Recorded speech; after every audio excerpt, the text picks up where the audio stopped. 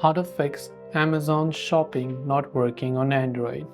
Now, if you're not being able to actually use the Amazon shopping app on your Android, there could be a couple of reasons why this is happening. The first is to just make sure that it is not an issue with your internet connection. So if you're using Wi-Fi, try to switch to cellular data or vice versa. And once you've done that, what you can do is from then on, you can just go ahead and then try to clear the cache files.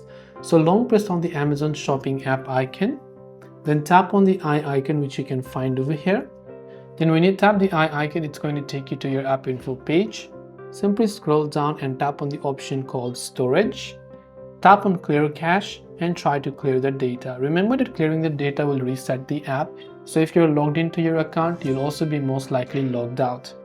After that, simply open up your Play Store and in the search bar, just search for the Amazon app and check if it has an update available, and if it does, then do make sure to update it to the latest version.